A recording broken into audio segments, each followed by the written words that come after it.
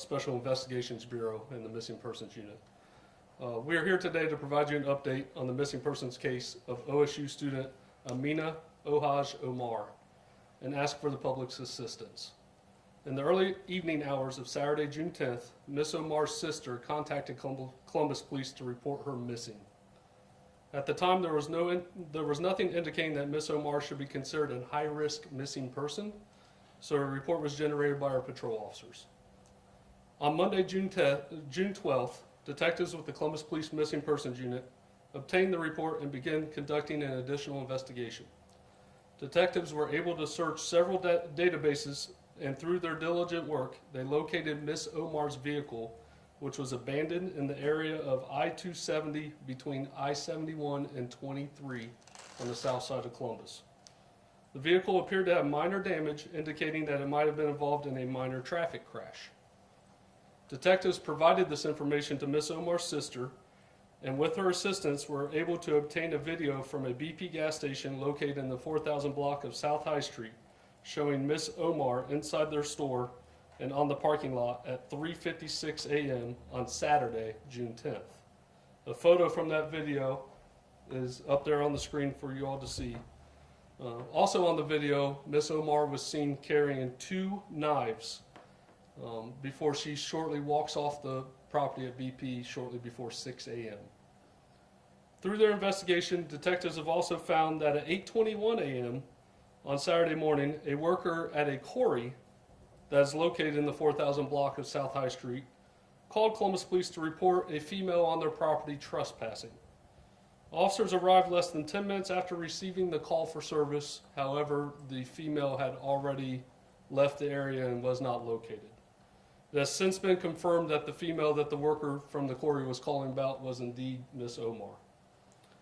It should be noted that at the time that the officers were on scene of the quarry, the missing persons case, or the missing persons report, had not been filed yet. It had been filed in the evening hours of Saturday, June 10th.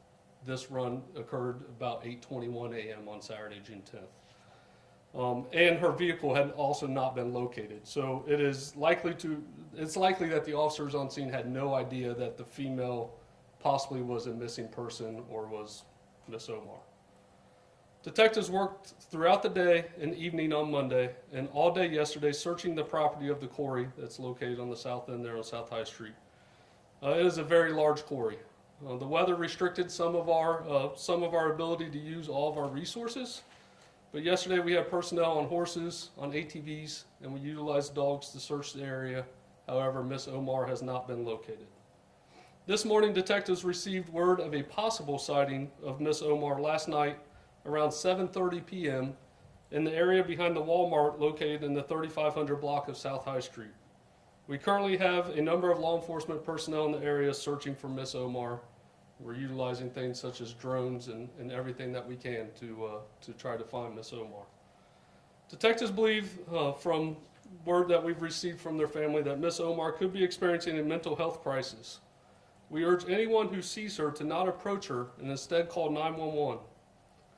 We are also asking assistance from the community. We need your help.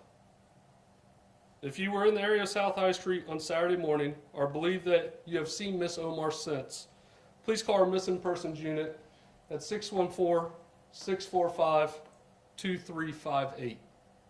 At this time, we'll take any questions that you have. Lieutenant Gardner will answer anything that we can to the best of our ability. Keep in mind that this obviously is an active investigation that we are trying to locate Miss Omar, but we'll share with you as much as we can. Can you just repeat where the vehicle was found? It was on 270 in between 71 and 23 on the south end of Columbus. And about what time was that vehicle found? I will have you step up, sir. So, according to Detective Richardson, who's the lead investigator on the case, it was found in the afternoon hours on Monday, June 12th.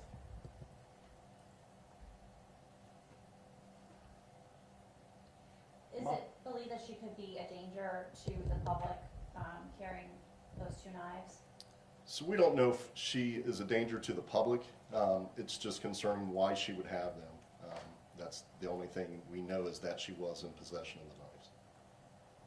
if you guys are concerned about that and given the family's info that she may be considering a mental health crisis, can you give us an idea about how law enforcement will go about approaching her if she is located in a safe way?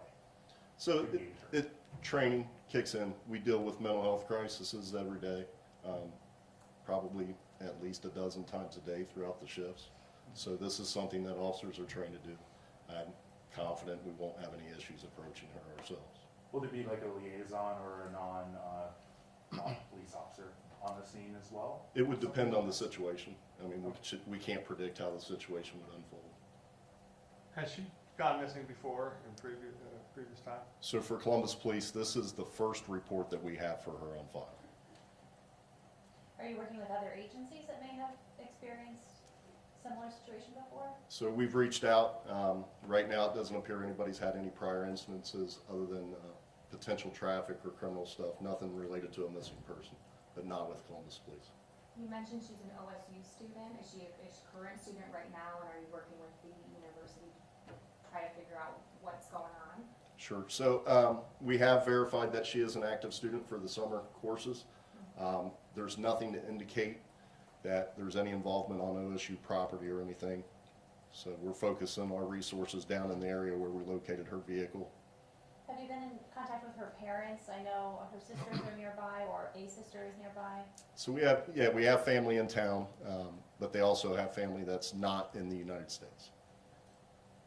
Any idea about phone usage? Has her phone still been pinging, or is the phone cut off? Has she had communication with anybody? So that's part of the investigation we're working on. We can tell you we just continually work on that. We haven't gotten any leads from that so far. Can you explain the area that you're searching? It's pretty rugged down there, and there's a lot of water and stuff like that. Just explain what you're going So through there. we're not just focusing in the Corey area. Obviously, we've had information that, possible sighting last night as well. So we're focusing in that 23 South, 270 area all over. We've had a helicopter, we've had drones, ATVs like Sergeant Albert mentioned. We currently have tracking dogs working right now in attempts to help locate her. Sorry, I know this is repetitive. The gas station, where was this, and what day was this screen grab taken of her from that video? So that was on 23 South, just south of 270 at the gas station. That photo itself, I believe, was right around 4:45, 5 o'clock in the morning. And once again, that's the BP, just south of 270. Correct. And the quarry is, what's right near that, what is the crossroad there? Rathmill Road. Rathmill, okay. That's, okay. If you can you explain what interaction she had with the BP station? Was there anything unusual about it, or was it? Yeah, it was very unusual. We can't go into details right now just because we haven't fully spoken with the clerk. We have had an interview with them, but right now it's we're trying to get more information every day right now, as much as we can. I'm assuming she was alone throughout all these spottings, right? She wasn't spotted with other people. Yes, ma'am. Was anything found in the vehicle? You mentioned the outside minor damage. She may have been involved in a minor incident, minor crash. Anything inside the vehicle found that could be used as evidence or help lead to where she could be? No, it just appeared to be a minor accident. Airbags were not deployed. There's no indication she was injured out of that. We have video of her after leaving that vehicle. She appears to be physically okay. So. Anything else? Okay, thank you all. Thank you. Thank you. I'm assuming you've sent We all will these email- photos for. We'll email photos to you guys that you can have the raw images to use on your newscast. Okay. I've got another question outside of this. Is there an area where we can go respectfully and get video of you guys doing your job on that? Yeah, so it's obviously very active, okay? The Walmart, that's located right there on South High Street, north of 270. If you go there, hang out in the parking lot, don't go behind. We just ask that you don't interfere with our detectives doing their job. We've asked the family the same thing, because they're obviously concerned for their loved one. They're out looking for her as well. But they've been asked to kind of stay out of the immediate area where we are, just so that way as the lieutenant said, we have tracking dogs. We don't want anything to interfere with that process. So if you go there, that would be, the quarry themselves have asked that we stay off, not we, but the Right. media stays off their property, so we ask that you respect that, but the Walmart on 23, if you stay in the parking lot there, should not be an issue. Okay, so they're actively searching from the Walmart to the quarry, I assume? So right now, the Walmart, we had some of our physical abuse detectives, who's another section of the Special Investigations Bureau. We called them to assist with the information that we got from the possible sighting there. They are working more on the video side of it and trying to locate any possible witnesses that could have seen her passing around a photo, kind of making sure everybody's aware in the area. Right now, the active search, I can tell you, mainly is south of 270. Okay. Anything else? Okay, thank you all. Thank you. Thank you. Thank you.